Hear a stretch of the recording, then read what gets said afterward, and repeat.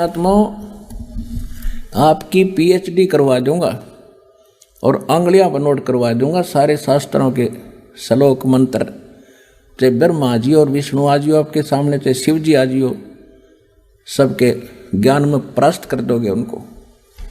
अब देखिएगा श्रीमद् भगवद गीता अध्याय नंबर 4 का श्लोक नंबर 32 में आगे इसमें कहा है कि इस प्रकार, यानी जो 25 से 30 तक बताया है उससे ऐसे इस प्रकार बहुत तरह के यज्ञ माने धार्मिक अनुष्ठानों की जानकारी, ब्रह्मणे माने सच्चिदानंद घन ब्रह्म कहो, परम अक्षर ब्रह्म कहो, पूर्ण परमात्मा कहो, सत्पुरुष कहो, अमर पुरुष कहो, उसको कबीर देव कहो।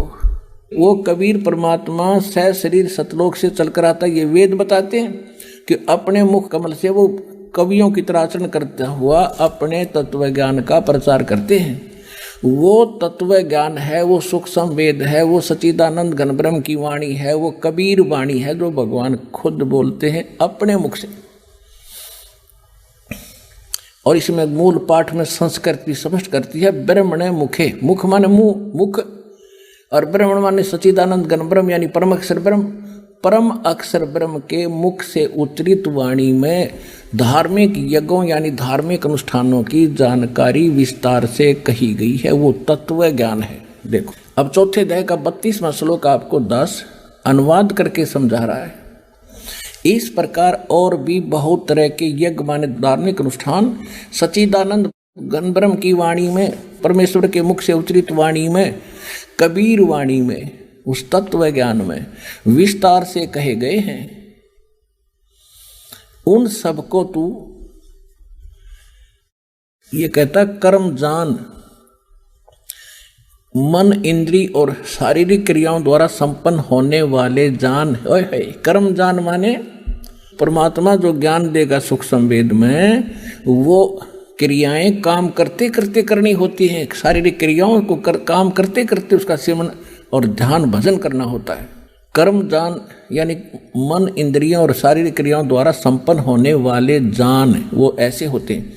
इस प्रकार तत्व से जानकर उनके अनुष्ठान द्वारा कर्म बंधन से तू सर्वथा मुक्त हो जाएगा। अब ये स्पष्ट हो गया कि सूक्ष्म वेद वो है जो परमात्मा स्वयं आकर अपने मुख कमल से बोलता है। वेद भी यही बताते हैं कि वो परमात्मा सतलोक में रहता है, वहाँ से सह शरीर आता है गति करके और अच्छी आत्माओं को मिलते हैं, उनको ज्ञान से परिचित कराते हैं यथार्थ ज्ञान, और कवियों की तरह आचरण करते हुए वो गूढ़ रहस्यों और गुप्त मंत्रों को आविष्कृत करते हैं। अब ये स्पष्ट हो गया। अब चौथे अध्याय के 34वें श्लोक में आपको बताते हैं। ये है गीता अध्याय नंबर 4 का और श्लोक नंबर 34। उस तत्व ज्ञान को जो परमात्मा स्वयं अपने मुख कमल से बोलते हैं वो ज्ञान तत्व ज्ञान है। उस ज्ञान को तत्वदर्शी ज्ञानियों के पास जाकर समझ उनको भली भांति दंडवत प्रणाम करने से, प्रणिपातेन, और उनकी सेवा करने से, कपट छोड़कर प्रसन्न करने से, सरलता पूर्वक प्रसन्न करने से वे परमात्म तत्व को जानने वाले तत्वदर्शनी, वह तत्वदर्शी संत विद्वान, ज्ञानी माने विद्वान पुरुष तुझको तत्व ज्ञान का उपदेश करेंगे। अब वो तत्व ज्ञान है जो स्वयं परमात्मा अपने मुख कमल से बोलता है। वो कैसे आता है, ये थोड़ा सा ऋग्वेद को भी साथ लेंगे हम। देखिएगा ऋग्वेद 9-10 मंडल ये इकट्ठे ही अनुवादित हैं। ये कहाँ से छपा है? प्रकाशक है सार्वदेशिक आर्य प्रतिनिधि सभा, महर्षि सिद्धांत भवन, रामलीला मैदान, नई दिल्ली से, और ये यहां से छपा है। अब इसके हम थोड़े से श्लोक पढ़ेंगे, घना कंसेप्ट क्लियर हो जाएगा। ये है ऋग्वेद मंडल नंबर 9 सूक्त 86 मंत्र 26। इसमें क्या कहा है? इसमें यो कबीर शब्द है, ये कबीर लिखते हैं, हम कबीर बोलते हैं इसको। यज्ञ करने वाले यजमानों के लिए परमात्मा, यानी यज्ञ माने धार्मिक अनुष्ठान करने वाले यजमान माने भक्तों के लिए परमात्मा सब रास्तों को ओए होए सुगम करता हुआ उनके विघ्नों यानी संकटों को मर्दन करता है, उनका नाश कर देता है और उनको पवित्र करता हुआ और अपने रूप को सरल करता हुआ वह कांति में यानी तेजो में शरीर वाले परमात्मा कबीर दे, ये कबीर शब्द है, कबीर, हम इसको कबीर बोल रहे हैं। वह को इन्होंने ये अपसर्ग लगा के ऐसा कर दिया, इसका अर्थ कर दिया सर्वज्ञ, कवि बना दिया और कवि का अर्थ कर दिया सर्वज्ञ। कोई कवि आज तक सर्वज्ञ हुआ है? इनकी अकल मारी जा रही है। अब देखना, अब पहले ये निर्णय करते हैं कि जैसे ये यजुर्वेद है, ये देखो ये यजुर्वेद है और इसके अपसर्ग हटा के ये र यहाँ लगा दें दो और वेद अलग कर दें और यजु लिख दें और कहीं पर इस यजुर्वेद की महिमा हो और केवल यजु लिखा हो तो अनुवाद करता बुद्धिमान उसकी बुद्धि सलप नहीं करेगी, तो वहाँ करेगा यजुर्वेद लिखेगा। ऐसे ही जहाँ कबीर भी लिखा है इन्होंने अपसर्ग लगा के, तो इसके अनुवाद में लिखना पड़ेगा कबीर देव। हम उसने कबीर देव के बोल रहे हैं, कबीर देव कबीर, हम वह को वह बोलते हैं, वेदों को हम वेद बोलते हैं। किसी का नाम धर्मवीर है तो हम उसको धर्मवीर बोलते हैं, किसी का नाम वेद प्रकाश है तो हम उसको वेद प्रकाश बोलते हैं। तो यहाँ सिर्फ एक भाषा के बोलने का अंतर है और भगवान का नाम वही है। इस यजुर्वेद से करते हैं स्पष्ट आपको, ये महर्षि दानंद का ही अनुवादित है। ये देखिएगा, ये है प्रकाशक वही सर्वदेशी कार्य प्रतिनिधि सभा, ये सारा, और ये अनुवादक और ये प्रकाशक। अब इसके आते हैं हम 36वें अध्याय का प्रथम मंत्र। ये है 63वां अध्याय, 36वां अध्याय, और इसमें मूल पाठ के अंदर एक यजु शब्द है। ये यजु शब्द है।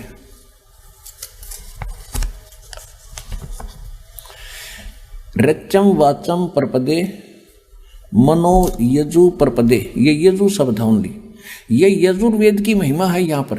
तो यहाँ पर इस महर्षि दानंद ने ठीक अनुवाद कर दिया। यहाँ देखो, ये इसी का अनुवाद है। ये लिखता है, वाणी की प्रेरणा को प्राप्त हो मनन करने वाले अंतःकरण के तुल्य यजु माने यजुर्वेद को प्राप्त हो। तो यहाँ यजुर्वेद की महिमा थी, बेशक यजु लिखा था तो इन्होंने यजुर्वेद लिखना पड़ा। अगर यजु भी लिखा है तो ये अंडरस्टूड है कि उसको समझाने के लिए यजुर्वेद लिखना पड़ेगा कि यजुर्वेद के विषय में कहा जा रहा है। ठीक इसी प्रकार अब हम फिर आते हैं इस ऋग्वेद, इस ऋग्वेद के ऊपर। ये भी ये वहीं से प्रकाशित, आपको ये यहाँ से, ये इसके प्रकाशक हैं वही जो,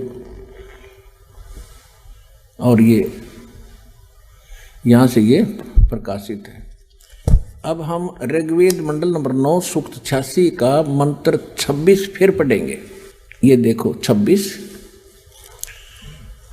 यज्ञ करने वाले यजमान माने भक्तों के लिए, यज्ञ माने धार्मिक अनुष्ठान यानी भक्ति करने वाले भक्तों के लिए परमात्मा सब रास्तों को सुगम करता है हुआ उनके विघ्नों यानी संकटों का नाश करता है, मर्दन करता है और उनको पवित्र करता हुआ और अपने रूप को सरल करता हुआ। परमात्मा का वहाँ सतलोक में शरीर की शोभा इतनी है, एक रोम में, एक बाल में, रोमकूप में करोड़ सूर्य मिला दे, करोड़ चंद्रमा, इतना नूर है। और पूरी बॉडी का कितना हो गया, मनुष्य दृश्य है परमात्मा। तो अगर वो एज इट इज यहाँ आ जाता, हमारी आंखें बंद हो जाए, हम देख नहीं सकते। तो अपने उस रूप को हल्का तेज पुंज का सरल करके और सिंपल बना कर आते हैं। और यही गरीबदास जी कहते हैं, तेज पुंज तन दे धर के इस विध हमको भेंट ही, इस तरह हमें मिलते हैं वो। अब देखिएगा, अपने रूप को और सरल करता हुआ वह कांति में माने तेजों में शरीर वाले परमात्मा। कबीर देव, यहां हम इसको करेंगे कबीर देव, कबीर साहब, ये कबीर परमात्मा, कबीर देव लिखेंगे हम इसको, नोट सर्वज्ञ। वो कबीर देव यानी कबीर साहब विद्युत के समान क्रीड़ा करता हुआ यानी बिजली जैसी गति से वर्णीय माने वर्णीय पुरुषों को प्राप्त होता है। वर्णीय माने अच्छी आत्माओं को, आदरणीय श्रेष्ठ आत्माओं को वो परमात्मा आकर मिलता है। और वो कहाँ रहता है? देखो यही ऋग्वेद मंडल नंबर 9 सूक्त 86 के मंत्र 27 में स्पष्ट है कि जो परमात्मा ध्रुवलोक के यानी सतलोक के तीसरे पृष्ठ पर विराजमान है, ओहो वहां बैठा है वो परमात्मा, साकार है। आगे देखो, अब दिखाते हैं इसी ऋग्वेद मंडल नंबर 9 सूक्त 82 का 82 का, ये देखिएगा ऋग्वेद मंडल नंबर 9 सूक्त 82 और मंत्र नंबर 1 यहां पर है। इसमें कहा है कि जो सर्व उत्पादक प्रभु, सोम माने सबका उत्पादक परमात्मा, प्रकाश रूप सद्गुणों की वृष्टि करने वाला और पापों का हरण करने वाला, सब पापों का नाश करने वाला है, वह है राजेव। राजेव माने राजा के समान, राजा के समान राजेव। ये यहाँ राजेव है, राजेव राजा के। यहाँ देख लो 269 पृष्ठ पे, और ये दिखाएंगे 270 पृष्ठ पे। कोई जो ना कह दे पृष्ठ का नाम बदल गए होंगे। 270 पृष्ठ पे राजेव माने राजा के समान। ओए होए, राजा के समान दर्शनीय है, वो देखण में राजा की तरह है, सिंहासन पर बैठा है। आपने परमात्मा के द्वारा बताई हुई वाणी से धर्मदास जी ऊपर देख कर आए थे, वो कल आपने एक सत्संग में सुना भी था कि वहाँ परमात्मा का एक सिंहासन है, सिंहासन पर परमात्मा विराजमान है, उसके सिर पर मुकुट है। यही गरीबदास जी कहते हैं। अरस कुर्स पर, आसमान के अंतिम छोर पर अरस कुर्स पर सफेद गुंबद है, जहाँ परमेश्वर का डेरा। कहते हैं सवेत चक्र शर मुकुट विराज, ऊपर छतर, सवेत छतर शर मुकुट विराज और देखत ना उस चेहरे लो। ये निराकार निराकार कह बकवास कर रहे हैं कि तुमने साधना ठीक मिली नहीं, भगवान वो दिखाई दिया नहीं जिसके सिर पर सफेद छत्र है, सिर पर मुकुट है और सिंहासन पर विराजमान है। यही वेद बता रहे कि वो परमात्मा देखने में राजा के समान है, राजा की तरह बैठा हुआ मुकुट माकुट पहनकर, वो देखने में राजा के समान दर्शनीय माने देखने जो के देखने में उस प्रकार है। और वह है पृथ्वी आदि लोक लोकांतरों के चारों ओर शब्दमान हो रहा है। वह वर्णीय पुरुष को, वर्णीय माने अच्छी आत्मा को, श्रेष्ठ व्यक्ति को, जो दृढ़ भक्त है, ओए होए, जो दृढ़ भक्त है उसको पवित्र करता हुआ मिलता है, उसको आकर मिलता है। और जिस प्रकार विद्युत स्नेह वाले स्थानों को आधार बनाकर प्राप्त होता है, ओए होए। अब देखियो कितना स्पष्ट कर दिया वेद ने कि जैसे वो परमात्मा कबीर देव, वो सबकी रचना करने वाला, पाप नाश करने वाला वो परमात्मा राजा के समान देखने में मनुष्य दृश्य है, और वो वहां से चलकर आता है, अच्छी आत्मा को मिलता जो दृढ़ भक्त होते हैं, जो मालिक ने कह दिया डगमग नहीं हुए, वही उसी तरह चले। जैसे सभी महापुरुषों को कह दिया था परमात्मा ने, जिनको वो मिले थे कि भी इस ज्ञान को अभी छुपा के रखना, इस नाम को कहीं बताना नहीं किसी को, अपने अनुयायियों को। तो इन सभी महापुरुषों ने कति गुप्त कर दिया, लिख दिया, लेकिन आगे छींट नहीं लगने दी। ये दृढ़ भगत थे, इनको गवाह बनाया। तो यहाँ ये स्पष्ट हो रहा है कि वो परमात्मा ऐसे आता है जैसे आकाशीय बिजली, आकाश की बिजली और कोई धातु विशेष पर गिरती है जहाँ उसका अट्रैक्शन होता है। पुराने समय में हम छोटे छोटे थे, जब कभी वर्षा होती थी, बिजली कड़कती थी और बाहर कोई बर्तन रह जाता था आंगन में, उस समय कांसी धातु के थाली बेले गिलास कटोरे होया करते थे, कांसी धातु के। अब तो वो रहे नहीं, कांसी धातु के बेले थाली रहते थे और कांसी धातु पर बिजली विशेषकर गिरती थी। तो हमारी दादी जी कहती थी कि इनको अंदर रख लो, ना तो बिजली गिर जाएगी इन पे। तो यहाँ क्या बता रहा है कि जैसे बिजली, आकाशीय बिजली एक अपने सने वाले स्थानों को आधार बनाकर गिरती है, ऐसे ही परमात्मा उन्हीं को मिलता है जो उसके प्रिय होते हैं, जो उनके मिलन जोग्य होते हैं। उन्हीं महापुरुषों को आकर भगवान मिलता है। जैसे बिजली गिरती है उसी स्थान पर, उसी धातु पर जिसका उसके प्रेम है, लगाव है, जो उसके अट्रैक्शन है। तो उन महापुरुषों को किन किन को मिले परमात्मा? उन दृढ़ भक्तों को, आदरणीय धर्मदास साहिब जी को, आदरणीय मुल्कदास साहिब जी को, आदरणीय दादू साहिब जी को, आदरणीय नानक साहिब जी को, आदरणीय गरीबदास साहिब जी को, गांव छुड़ानी जिला ददर हरियाणा वाले को, आदरणीय गीसादास साहिब जी गांव खेकड़ा जिला बागपत उत्तर प्रदेश वाले को, आदरणीय स्वामी रामानंद जी काशी वाले को। और वो परमात्मा आते किस लिए हैं ये देखो। ऋग्वेद मंडल नंबर 9 और सूक्त नंबर 82 हम पढ़ रहे हैं। इसका मंत्र नंबर 1 हमने पढ़ लिया, अब 2 पढ़ेंगे। हे परमात्मन, आप किस लिए आते? हे परमात्मन, उपदेश करने की इच्छा से आप, ओए होए, तत्व ज्ञान बताने की इच्छा से आप महापुरुषों को प्राप्त होते हो। ओए होए, आप अत्यंत गतिशील पदार्थ के समान, यानी बहुत स्पीड से हमारे आध्यात्मिक यज्ञों को प्राप्त होते हैं। और आप कबीर देव हैं। इन्होंने सर्वज्ञ कर दिया, बैठा दिया। आप कबीर साहब हैं, आप कबीर देव हैं, शुद्ध स्वरूप हैं। आप हमको सुख दें, प्रेम भाव को उत्पन्न करते हुए। आप सद स्वरूप हैं, हमारे पापों को दूर करके हे अमर परमात्मा, आप हमको सुख दें और प्रेम भाव को उत्पन्न करते हुए पवित्रता को उत्पन्न करें। ओए स्पष्ट हो गया कि आप कबीर देव हैं, कबीर साहब हैं, और ज्ञान उपदेश देने के उद्देश्य के लिए ही आप यहाँ मिलते हो, आते हो। और दिखाते हैं आपको ऋग्वेद मंडल नंबर 9 सूक्त 20 के और मंत्र नंबर 1 में आपको दिखाते हैं। ये देखिएगा, ऋग्वेद मंडल नंबर 9 सूक्त 20 और मंत्र नंबर 1 में यहाँ क्या लिख रखा है? पर कबीर देव, ओए होए, ये शब्द लिखा है कबीर देव, हे कबीर परमेश्वर, कबीर देव। इसका अर्थ इन्होंने क्या है? वह परमात्मा कबीर देव मैं दावी कर दिया कबीर का है, और देव वित्ते कर दिया।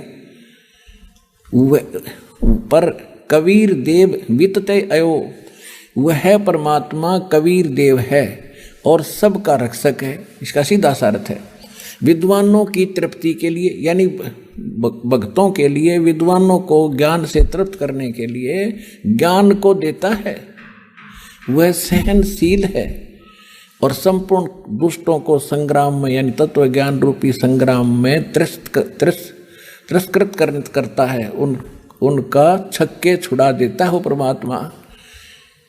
और वो कौन है? वो कबीर देव है और ज्ञान देता है उन विद्वानों को आकर के। तो क्या सिद्ध हुआ? गीता अध्याय नंबर 4 के श्लोक नंबर 32 को सिद्ध करने के लिए अब इतने ढेर सारे प्रमाण वेदों के बताने पड़ रहे हैं कि वहाँ किस लिए बोला गया। ये सब ये कोड वर्ड है, और कोड वर्डों को अध्यापक जान सकता है, टीचर जान सकता है, बालक नहीं जान सकते। तो ये जितने अनुवाद करता थे ये बालक थे। आज तक ऋषि ब्रह्मा विष्णु महेश तक के भी बालक थे इस भक्ति मार्ग में। ये सत्कर मान लेना, आज सबके स्पष्ट हो जाएगा ये बात। अब ऋग्वेद मंडल नंबर 54 और सूक्त नंबर 3 में आपको दिखाते हैं। ऋग्वेद मंडल नंबर 9 सूक्त 54 और इसके मंत्र नंबर 3 में, ये 3 नंबर मंत्र है। सूर्य के समान जगत प्रेरक वह परमात्मा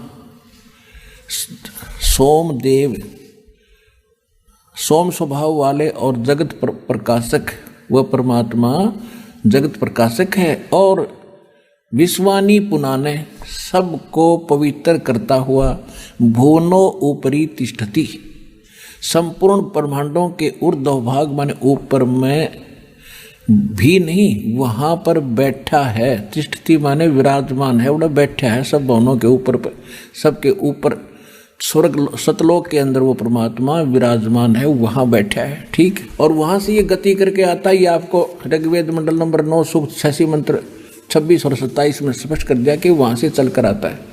और इसी प्रकार ऋग्वेद मंडल नंबर 9 सूक्त 82 मंत्र 2 में भी 1 में भी स्पष्ट हुआ। अब आपको दिखाते हैं ऋग्वेद मंडल नंबर 9 और सूक्त 94 का। है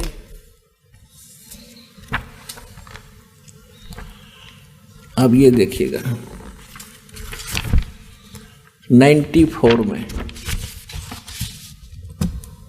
ऋग्वेद मंडल नंबर 9 सूक्त 94 94 का और मंत्र नंबर ये यहाँ देखिएगा 1।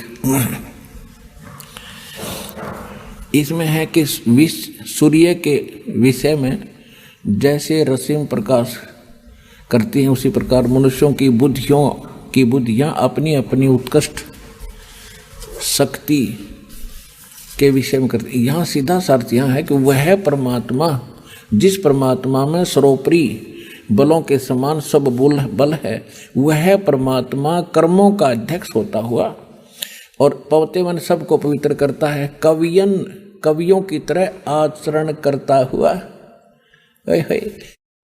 ये लिख रहे हैं कवियों की तरह आचरण करता हुआ, सर्वदृष्टत्व पद के लिए वर्जम ने इंद्रियों के अधिकरण मन के समान अट बट खट और जो अधिकरण रूप है वो श्रेय धाम है बकवास करे। सीधा अर्थ है कि वो कवियों ने वर्जम, वो कवियों की तरह घूमता फिरता जाता आता रहता है, आचरण करता है और तत्व ज्ञान का प्रचार करता है। वर्ज माने जाना, घूमना फिरना होता है, कवियों की तरह भोगता है, घूमता फिरता है।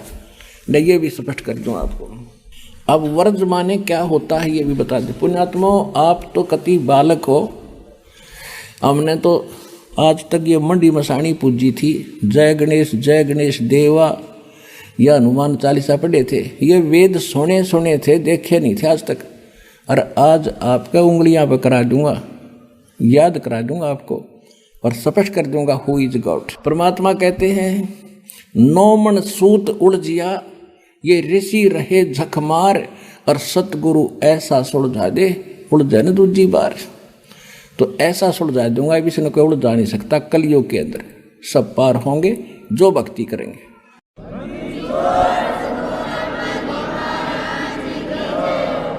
अब देखिए, ये है एक डिक्शनरी है, शब्दकोश, हिंदी संस्कृत हिंदी कोश। ये है वामन शिवराम आपटे, ये इसके संग्रह करता है और ये यहाँ से छपा है। और अब हम इसके चलते हैं 993 पृष्ठ पे। यहाँ पर वर्ज शब्द है, वर्ज माने जाना, चलना, प्रगति करना है और विदा होना। ये जाना अर्थ जाना है, जाना, चलना, प्रगति करना। और यहाँ देखना कि घूमना फिरना, वर्जनम माने घूमना फिरना, निर्वासित देश निकालना, यात्रा करना। वर्जम माने वर्जनम माने घूमना फिरना भी होता है, जाना होता है, आना नहीं होता इसका अर्थ।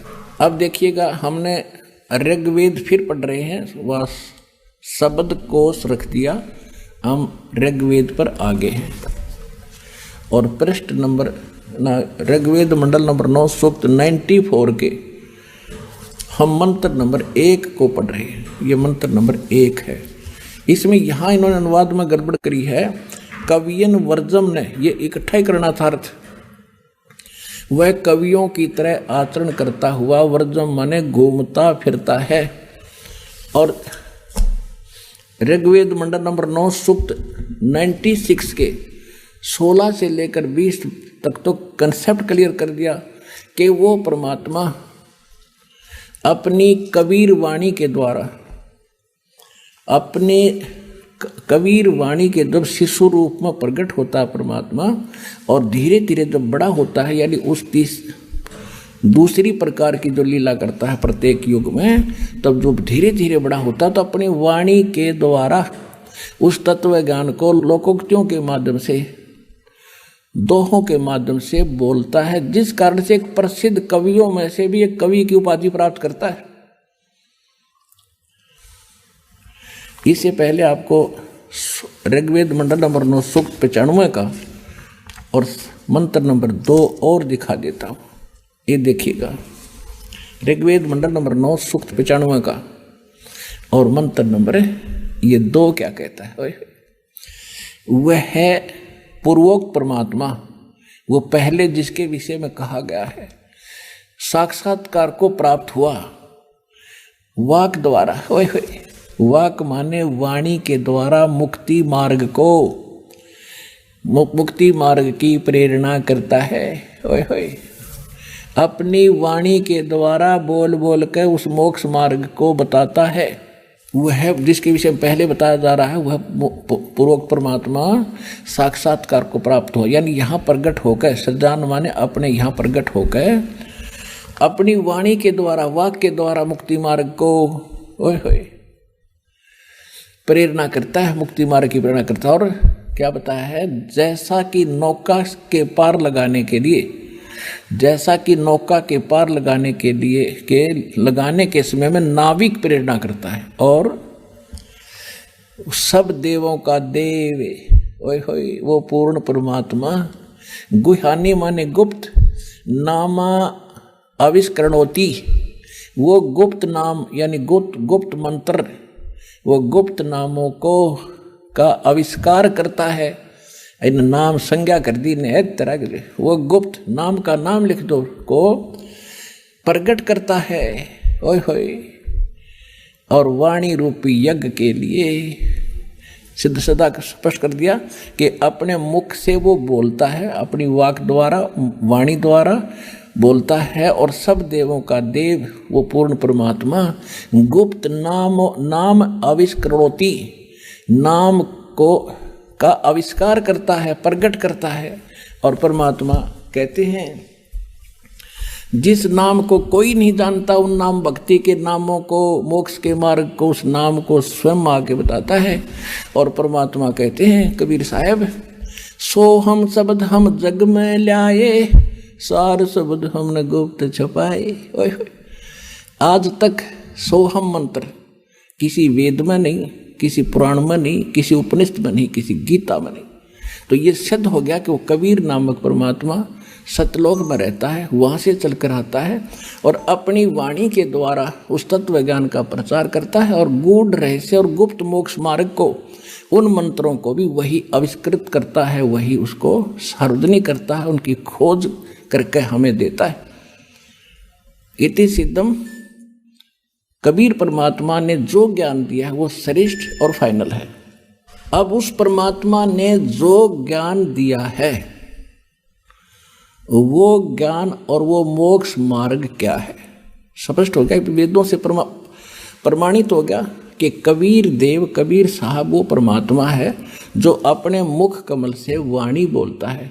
तो गीता अध्याय नंबर 4 के श्लोक नंबर 32 में भी यही स्पष्ट किया है कि ब्रह्मणे मुखे, उस सच्चिदानंद घन ब्रह्म यानी पूर्ण परमात्मा, सब देवों का देव, सर्व सृष्टि नरसंहार परम अक्षर ब्रह्म ने जो अपने मुख कमल से जो ज्ञान दिया है वो तत्व ज्ञान है। और उस तत्व ज्ञान में जो लिखा है वो फाइनल है।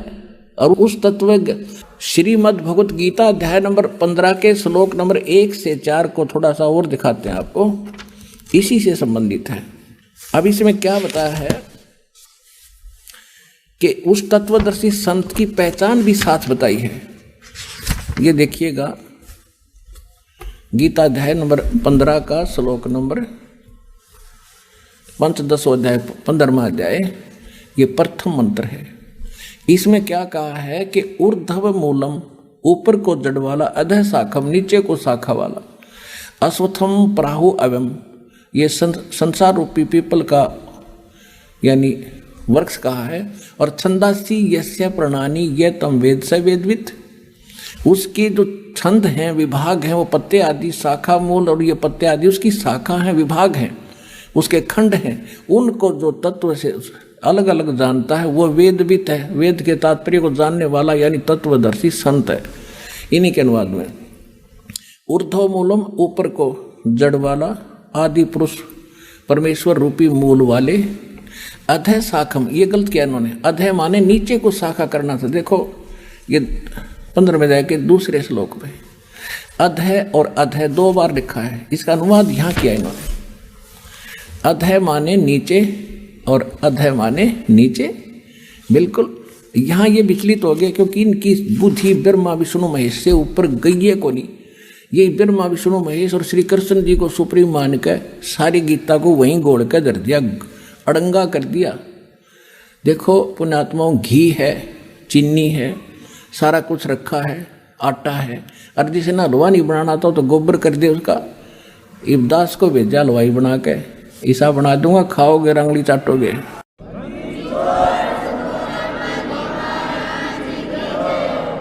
ये देखिएगा इन सदग्रंथों में क्या रहस्य भरा है कि ऊपर को जड़, ऊर्ध्व मूलम अधः शाखम, सीधी सी बात है। ये देखिएगा, ऊर्ध्व मूलम, ऊपर को जड़ और नीचे को तीनों गुण रूपी शाखा वाला, ये एक संसार रूपी वृक्ष का एक चित्र जानिए, देखिएगा। ये है ऊपर को जड़, ऊर्ध्व मूलम अधः शाखम। गीता ज्ञान दाता ने केवल इतना हिंट दिया कि ऊपर न जड़, नीचे को तीनों गुण रूपी शाखा वाला एक संसार रूपी वृक्ष है। और जो संत इसके सारे विभाग बता देगा, स वेदवित, वो तत्वदर्शी संत है। और 600 वर्ष पहले परमात्मा आए थे, जैसा वेद बताते हैं, गीता बताती है कि अपने मुख कमल से वो यथार्थ ज्ञान बताते हैं, सूक्ष्म वेद बताते हैं, वो गूढ़ रहस्य बताते हैं। तो उसमें वो एक संत की भूमिका भी करते हैं और कवियों की तरह वो वाणी बोलने के करके एक प्रसिद्ध कवि की भी पदवी प्राप्त करता है, लेकिन वो होता है भगवान। तो 600 वर्ष पहले भगवान ने स्वयं बताया था एक तत्वदर्शी संत की भूमिका करते हुए अपनी सच्चिदानंद घन ब्रह्म की वाणी में। कहते अक्षर पुरुष एक पेड़ है, सरपुरुष वा की डार, तीनों देवा शाखा है, भाई पात रूप संसार। परमेश्वर स्वयं आकर बता गए थे 600 वर्ष पहले इस गीता के ज्ञान को सिंपल लैंग्वेज में कि ऊपर को जड़, अक्षर पुरुष एक पेड़ है जो जमीन से बाहर दिखाई देता, उसको पेड़ बोलते हैं। और मूल बतानी छोड़ गए भगवान, क्योंकि यहाँ कोई अधिकारी आ जाता है, मंत्री आकर खड़ा हो जा, वो कह दे मैं फलाना मंत्री हो, भाई ठीक है, खड़ा रहे होगा, और उसके साथ कोई गनमैन और आ जाने कटियो, भाई मंत्री जी आए हैं, अच्छा आओ जी, बैठो जी।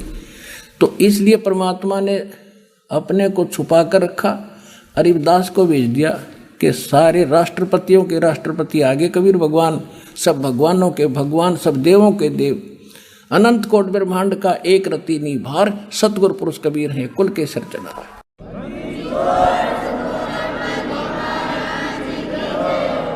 तो परमात्मा ने क्या बताया है कि जमीन से बाहर जो दिखाई देता है ये एक पेड़ है, ये एक वृक्ष है। ये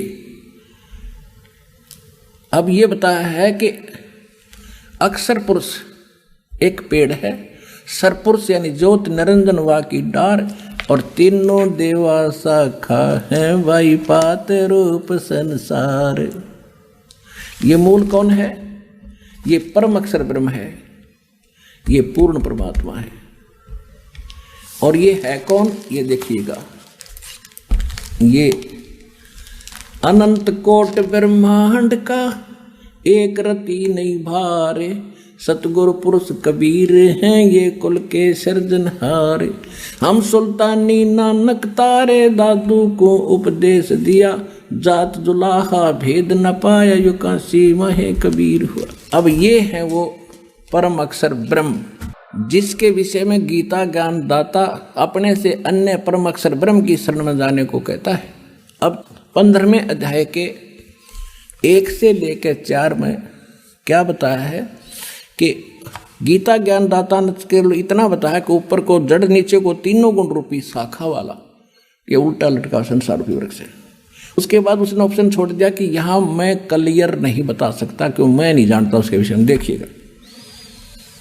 और वो तत्वदर्शी संत कैसा होगा जो इनको समझ लेगा। ये 15वां अध्याय और ये प्रथम मंत्र, ऊपर को जड़ वाला नीचे को तीनों नीचे को शाखा वाला संसार रूपी वृक्ष जानो, और जिसके विभागों सहित जो बता देगा यह तम वेद स वेदवित, जो इसको जानता है वो तत्वदर्शी संत है। इनकी भाषा पढ़े। आदि पुरुष परमेश्वर तो जड़ समझो, ऊपर को जड़ होता आदि पुरुष परमेश्वर परम अक्षर ब्रह्म है, ये बिल्कुल ठीक अनुवाद किया उन्होंने। अध्याय शाखा में यहाँ विचलित हो गए, ब्रह्मा मुख्य रूप मुख्य शाखा वाला नहीं, तीनों गुण रूपी शाखा वाला। अश्वत्थम पीपल रूपी संसार रूपी पीपल के वृक्ष को विनाशी कहते हैं। वेद छंद माने वेद बता दिया नहीं, उसके विभाग हैं, पत्ते आदि उसके विभाग हैं कहे गए हैं। और उस संसार वृक्ष को जो मूल सहित जड़ से लेकर पत्तों तक तत्व से जानता है, स वेदवित, वह वेद के तात्पर्य को जानने वाला है, अर्थात वो तत्वदर्शी संत है। तो ये दास है वो तत्वदर्शी संत आज के जीवन। अब इसमें लास्ट अक्षर भी इतना पढ़ेंगे हम, अध्याय नंबर 15 का श्लोक नंबर 4 पढ़ेंगे। अब 3 में तो ये कह दिया है कि उस सूर्य मूलम यानी उस दृढ़ मूल वाले अमर लोक रूपी परमात्मा के उस ज्ञान को दृढ़ेन दृढ़ असंख्य शस्त्रेण, इन्होंने विराग रूप शस्त्र द्वारा काट कर नहीं, उस तत्व ज्ञान रूपी शस्त्र द्वारा काट कर। अब चौथे 15वें अध्याय का चौथा श्लोक ये यहाँ अनुवाद है।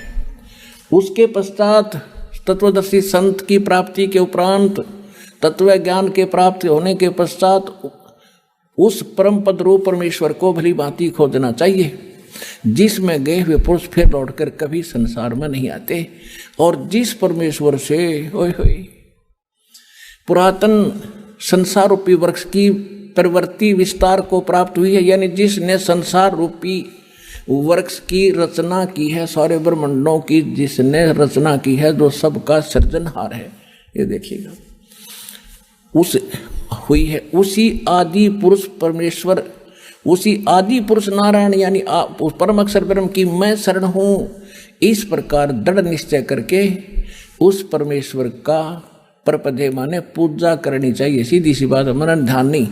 परपदे माने उस परमात्मा की पूजा करनी चाहिए। गीता ज्ञानदाता कहता मेरी नहीं उसकी पूजा कर, यदि तूने उस पूर्ण परमात्मा उस परम पद को प्राप्त करना है, जहाँ जाने के बाद फिर लौटकर संसार में नहीं आते।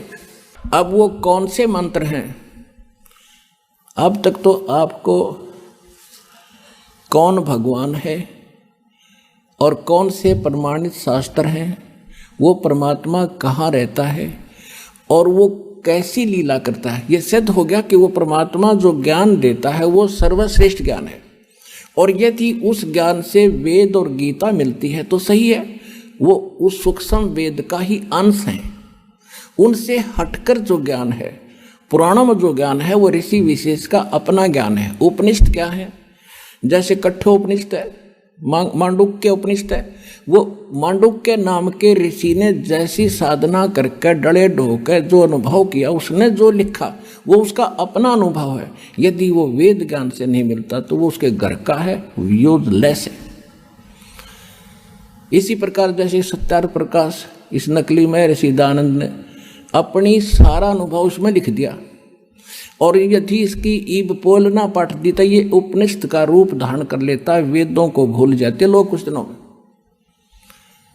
तो ये वेद ज्ञान से जो नहीं मिलता वो उसकी अपनी सोच है, वो गलत है, यूजलेस है, व्यर्थ है। अब सिद्ध कर दिया कि सूक्ष्म वेद इज कंप्लीट स्पिरिचुअल नॉलेज। सब वेद बताते हैं श्रीमद् भगवत गीता बताती है कि वो स्पिरिचुअल, कंप्लीट स्पिरिचुअल नॉलेज वो कंप्लीट गॉड ही आकर बताता है अपने मुख कमल से। अब आपको दिखाते हैं,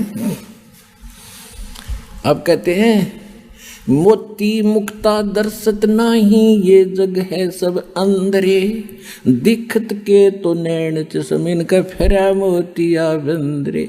ये राधा स्वामी पंथ वाले परमेश्वर की वाणी को आधार मानकर ज्ञान प्रचार सतलोक सचखंड के गीत गाया करते थे। उसमें एक शब्द है भगवान का, परमात्मा कबीर जी का, करने नो दीदार महल में प्यारा है। उसके अंदर कंप्लीट नाम लिखे हैं ये, जो मोक्ष मार्ग के प्रथम सत्र के प्रथम मंत्र, लेकिन 2 नाम छोड़ गए। तो उस परमात्मा ने थोड़ा सा गुप्त रखना था, जो अब तक छुपा के रखना था, फिर भी बहुत कुछ उससे क्लियर है। और इन्होंने परमात्मा कहते हैं ना कि गोता मारूं स्वर्ग में जा बैठूं पाताल, कहते चारों युग में मेरे संत पुकारे और कोक कहा हम हेल रे, हीरे मोती माणिक बरसे ये जग जुगता ढेल रे। अब देखिएगा एक संत मत प्रकाश भाग 1 है राधा स्वामी वालों का, इसमें कबीर जी परमेश्वर का एक शब्द है।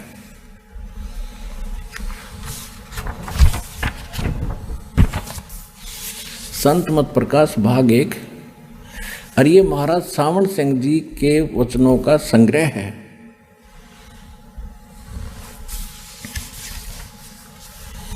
ये इसके प्रकाशक हैं जगदीश चंद्र शेट्टी, सेक्रेटरी राधा स्वामी सत्संग व्यास, डेरा बाबा जयमल सिंह। ये यहाँ से प्रकाशित है। 1958 से चल रहा है। 1958 में पहला संस्करण। ओए होए होए भट्ठा बैठाने वालों, आज तक ये डंगा पढ़ा रहे हमारे थे। ये मुद्रिक, ये सारा ये यहाँ से छपा है, Ajanta offset and packaging limited. इसके 15 शब्द पर 15 पृष्ठ पर देखिएगा, ये देखो, वाणी कबीर साहिब की। करने नो दीदार महल में प्यारा है, काम क्रोध मद लोभ विसारो, शील संतोष क्षमा सत धारो, मद मास मिथ्या तज डारो, हो ज्ञान घोड़े असवारा है, भ्रम से न्यारा है। हो ज्ञान घोड़े असवार भ्रम से न्यारा है, 2-3 नेति बस्ती पाओ, आसन पदम युगत से लाओ, कुंभ कर रेचक करवाओ, पहले मूल सुधार कारज हो सारा है। देखिएगा, मूल कमल चतुर बखानो और किलियंग जाप लाल रंग मानो। यहाँ परमात्मा ने किलियम को किलियंग लिख दिया, योड़ पड़द हो रहे। अब कोड वर्ड तो उसका दास से बता सके है, जो भगवान का दास होगा।